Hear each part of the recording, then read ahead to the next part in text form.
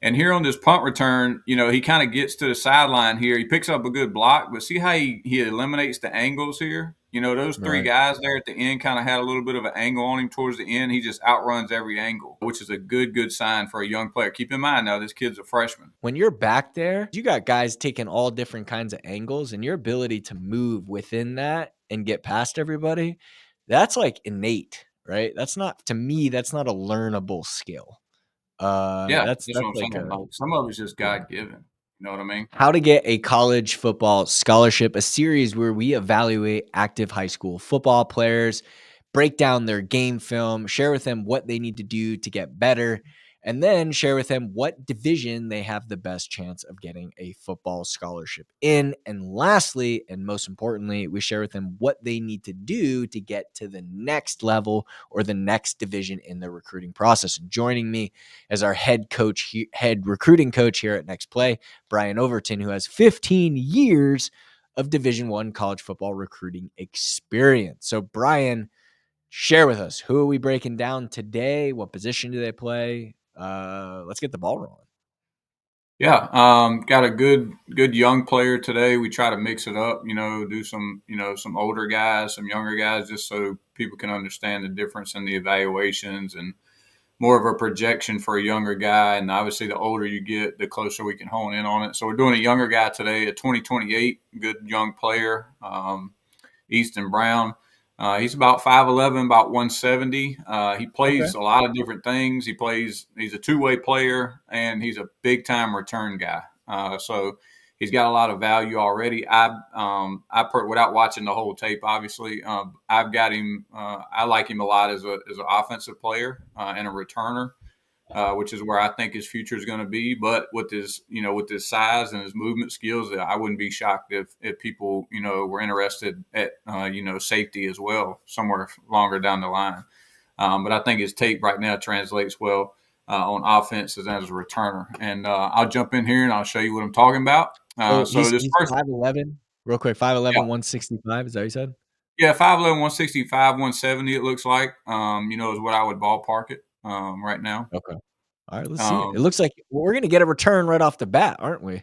Yeah, I skipped. So, full context, I skipped to this one because, he had some plays to start that I didn't think, were good enough attention grabbers, and he's got some awesome returns in here. And if so, before I play this one, you're going to see a bunch of his big time returns like back to back to back. Okay, so I suggested to him to start the tape with this because they're such big time returns, and you'll get to see his length here and like um, his contact balance. There's a lot of things on display here. So obviously the short kick there, he didn't have a lot of room. He got struck right there. Good contact balance. Now see look, his running form. He's got a nice running form. He's long strider, but see how he runs away from people as a young player. Okay, Right. that's key That's when what you're I noticed right evaluating. off the bat. Yeah, When you see like when you see people and they're winning, that's one thing. When you see them just separate and completely separate, that's yeah. next level. And here's a Let's punt talk. return. We see. Uh, Go I ahead. want to talk. Man, that looks like my punt return, bro. Go ahead. On my highlight day. Real quick, run balance. Let's talk about run balance because if you look at like an Ashton Genty, right? Somebody with insane run balance. That's what makes him so good. What exactly is run balance from So a recruiting yeah. court, from a evaluation standpoint? Yeah. So obviously it factors in, I'm not going to say it's like it's a big bonus. Okay. It's not like a check mark because you honestly don't see it a ton, at a high level in high school. You can tell some guys that naturally have it. But what we mean by contact balance is like on that first return right there, where he almost didn't even look like he saw the guy coming and just kind of banged into him. Yeah. If you don't have a really good contact balance, a lot of times like that's going to knock you off your feet or knock you down. And some guys just have an innate ability to be able to take contact like that and still stay balanced and still keep gaining ground. So, like you mentioned, a really good running back at Boise, he's an elite level, guy like that at running back. But you do see it more at the running back spot because they get hit more usually than the skill guys. But even some of the big time wideouts, of all sizes, the smaller guys and the bigger guys, I've had both that had really good contact balance. So when they ran routes over the middle and stuff, and people try to get kill shots on them, and they deflect off of them, they knock them off, their path a little bit when they're running with the ball, but they don't fall down all the time. Like, it's hard to knock them off their feet without wrapping them up and actually tackling them. So when we talk Yeah. about contact balance, and some of that is just God given, to be honest with you, there are drills that you'll work on at the college level to help with contact balance and things like that. Some guys just have an innate ability and just born with it, really good balance where they can take a blow, and again, it doesn't knock them off their feet, and they can keep gaining ground. So that's what we're talking about, Yeah. when we say contact balance. And like I said, on that first one, it almost like he didn't even see the guy, and that was a pretty big collision. Yeah. Able to recover really quickly and just outrun everybody. Yeah. Yeah. So that's what we're talking Okay. about there with contact balance. And here on this punt return, he kind of gets to the sideline here. He picks up a good block, but see how he eliminates the angles here? Those three Right. guys there at the end kind of had a little bit of an angle on him towards the end. He just outruns every angle, which is a good sign for a young player. Keep in mind now, this kid's a freshman, okay? That's Same crazy. thing here on this punt return. Heading the other way, okay? You can just see how he's Vision gaining too. ground. Yeah. Got good like, that's a thing with a returner, right? Like, that's an intangible to me is vision. You can't really Yeah. teach vision. Yeah, absolutely. Oops, sorry guys, missed this one. Because there's like when you're back there, there's some players that like because you got guys taking all different kinds of angles, and your ability to move within that and get past everybody, that's like innate, right? That's not to me, that's not a learnable skill. Yeah, that's That's what I'm like saying. a Like, some of it's just yeah. God given. You know what I mean? And then I want to skip down here to 117. This is a play I had him move up because this is a really good wide receiver play here, where they show him, they throw him the little slip screen here, and you can see him moving around and see how he almost eliminates this angle as well. Um, and the guy ended up And getting that's him, a but huge that's angle. like that's a big time play that translates to college ball right there. And so just so I'm clear, so the people watching are clear, like one of the things we do when we evaluate game film is when we break down their plays, we help them change the order. And so this is one of those plays you had to move up. Is that what you had Yeah. said, Brian? Yeah, yeah, yeah. Okay. So to play at 117, I had him move up into. I actually had him move it right behind all those returns. And so, he's got some other really good stuff in here, obviously. Um, you know, and those are just some of the plays that I had him adjust, and I wanted to show off his athletic ability that he could really run. You can really see his body type in a lot of those returns too. Some of them are closer to the sideline, so you can see his length. You can see him running away from people, and things like that. So I really wanted to grab the coach's attention early because if you're a big time returner, I don't care what position you're playing, whether you're a wide out, a DB, whatever skill position you're playing, you just become so much more valuable. And then if you can stack some plays behind it, obviously it's your skill spot. You can keep them watching for a good amount of time. And his tape was a little over 2 minutes, which is perfect. A young guy, he had his absolute best plays on there. I just think he needed to reorder them a little bit. That's awesome. Okay, cool. So what division?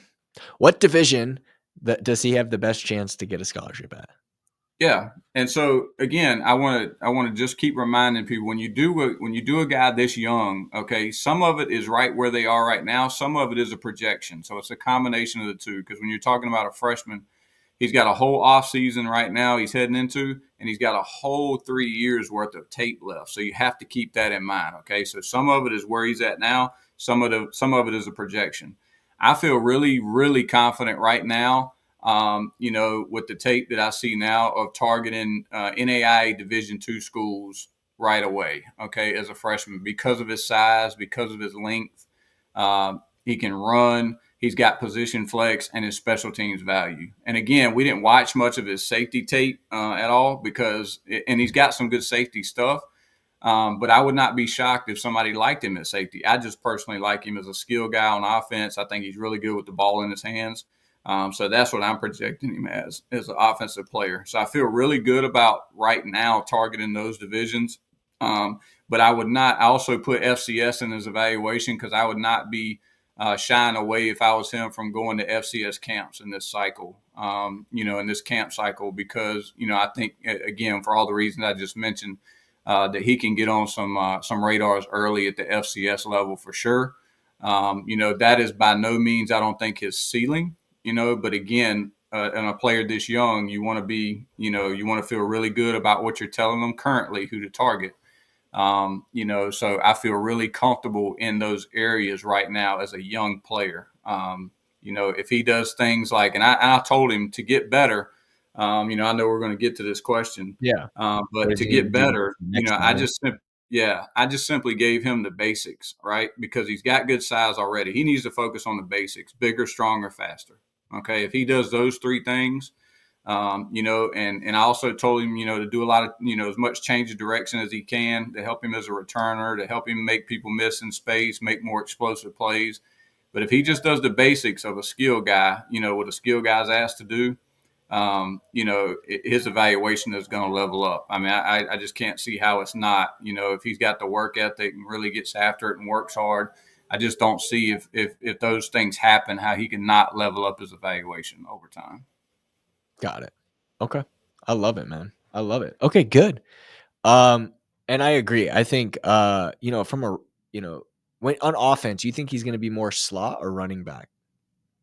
I think he's a true slot receiver. I do. He's a guy again. If he gets to be, and I'm projecting this. I don't know what his family history is. If they're tall, all that stuff.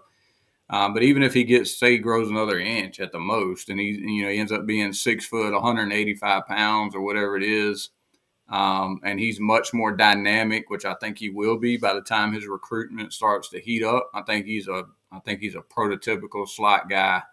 That you can use as a utility guy. If you wanted to move him around, you could, but just to get the Yeah. ball in his hands, it's going to be great between the Okay. hashes for you. Yeah. One thing I would suggest for him, especially as a young guy, is to start working on his route running. And watch some of the best in the slots out there. Yeah. You know what I mean? So I agree with Brian. I think it's bigger, faster, stronger. And then if you were to look at like a skill, I think route running, because of your speed, working on breaking down and getting in and out of routes fast, getting your shoulders over your knees. These are things that are going to be really important, and will just set you up to get a much higher evaluation if you can show that on film. So Yeah. really good Absolutely. stuff. Brian, really appreciate you joining me. And look, as always, I hope you got value from this video and this evaluation. We do want an evaluation every single week, and we launch them on Mondays, or excuse me, on Saturdays at 9 a.m. Pacific, 12 o'clock Eastern. So on my YouTube, richiecontratesi.com, you can watch our evaluations. And again, we launch them every single Saturday morning. So make sure to subscribe and hit the bell notification if you want to make sure you get notified of every evaluation. We also post a podcast every single week, as well as a regular YouTube training every single week. Podcasts on Monday, the trainings on Wednesday, and then our evals on Sunday. So hope you got value from this, and we look forward to seeing you on the next one.